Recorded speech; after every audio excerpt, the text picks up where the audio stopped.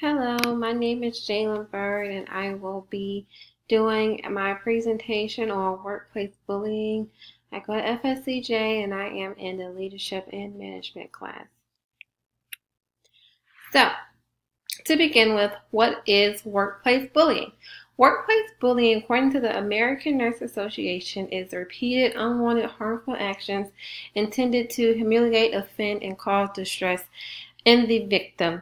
So you may have a victim who has been bullied by verbal or physical abuse. So this abuse can be humiliating or it can cause stress in the victim. Examples.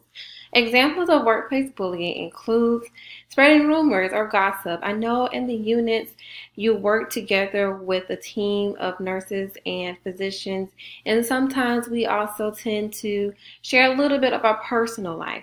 So therefore, if the bully hears this, they may say some things or twist the story around to make it offensive or humiliating or just to spread rumors or gossip. Moving on, they also will set deadlines that the person cannot meet. So these deadlines will be set up for the individual to fail. Also, tampering with personal belongings or work equipment. So the bully can go into another person's patient room, mess with their IVs, mess with the patient. Hopefully not. Or they could go into their personal stuff like their lunchbox or their emails or their documentation. So tampering with their belongings or work equipment is also an example of workplace bullying. Moving on is also unsafe assignments. So assigning them duties that is outside of their scope is also a workplace bullying example. And lastly, making jokes that can be offensive and that can be spread through word or email. So moving on. So with bullying, you have your employer or your manager or someone who watches over you. Sometimes this could be your bully. So according to the Workplace Bullying Institute, 72% of the bullies are your employer. Sometimes your employer sees this as just necessary. This is an everyday thing. This is what goes on in the facility or an organization. And sometimes they don't know how to stop the bullying. And sometimes you have people who witness bullying, and 40% of the victims never tell their employer. So the employer plays either a good role or a bad role. If your employer is your bully, I suggest going to their management or their manager and reporting the incident. But for the most cases, some people, they don't say anything, they don't do anything, they just become passive and they leave the organization. Unfortunately, they can also maybe leave. So moving on to about the targets or your victims. So according to the WBI, the Workplace Bullying Institute, they did a survey with targets or victims that have been bullied in the workplace. 37% of those individuals said that they are compassionate and kind. 19% said they are cooperative. 22 said agreeable. 15 said aggressive, and only 6 said abusive. So this tells you about your victims. This tells you that they are compassionate, they're kind, they're vulnerable, they're open to help, they are highly skilled, they're not argumentative, they're not going to be in the center of drama, they're going to be away from the drama. And they are going to be known, they're going to be very likable around the organization. So this is the person who everyone mostly likes. They're new, so they don't know too much, so they ask a lot of questions like new nurses do. And they're overall nice people. They don't like confrontation. They are just quiet. They dare to do their job, go above and beyond for their patients. And yeah, so moving on. Effects of bullying the victim. So again, with the WBI, Workplace Bullying Institute, they also did a survey about some of the effects. So some of the effects that they reported was stress and job dissatisfaction. So these people, like I said, they leave the job. So they will have more absence.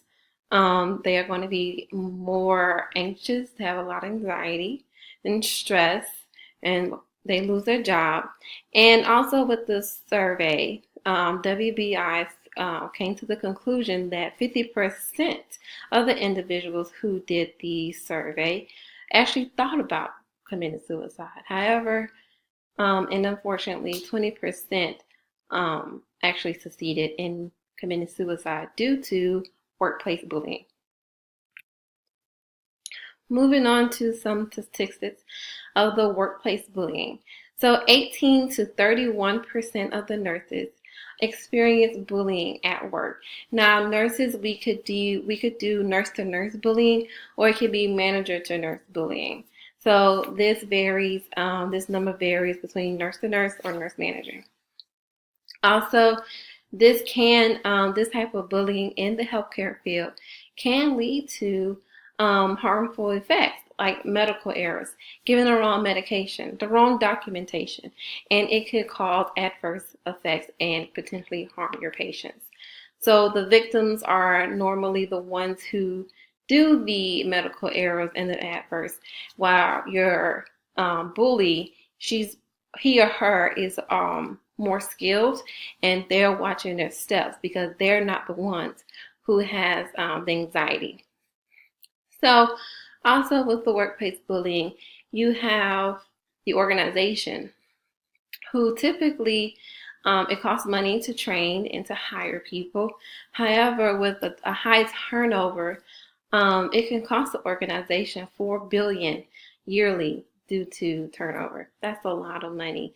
And these nurses, like I said, they typically just leave. So also reporting to your manager, or when reporting to their manager, your manager. So that way you could fix the problem, you can save the hospital money, and it can cause lessen the medical errors. Lastly, 40% of the employees kept quiet or remained passive during patient care rather than ask questions. So your peers, your co-workers, if they witness something, have them speak up. That would be nice for them to speak up and say something. But however, according to the WBI Workplace Bullying Institute, 40% of the employees just didn't say anything. They were passive, and they just continued their normal routine. So leadership. So with leadership, like I said, you should alert your manager, or if the manager is the one who's bullying you, alert their manager. And like previously said before, ask somebody who has witnessed this bully, and ask them to testify of any events that happen. Also, create and enforce anti-bullying policy. Each facility has a healthy workplace survey or anti-bullying policy.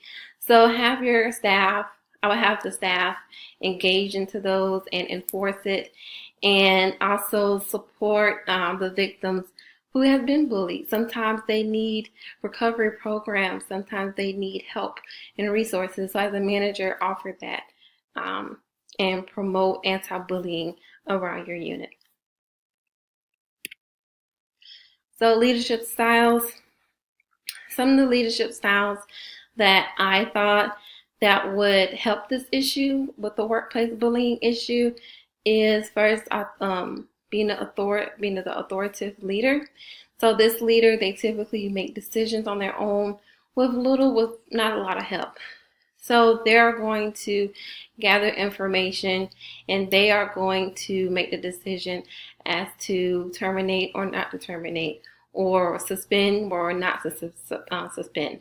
So that would be a leadership option that I think is effective in treating this, just simply because it's going to become your decision at the end of the day, whether to keep this relationship going with you and the employee, or just to end it and terminate this. Moving on is the bariatric leadership. So with this leadership, these leaders, they like to be by the book. They like to look at the policies. They like to look at the laws, and they like to have a clear, defined position within an organization. So they would present this problem and to the bully, and also present policies and rules and regulations.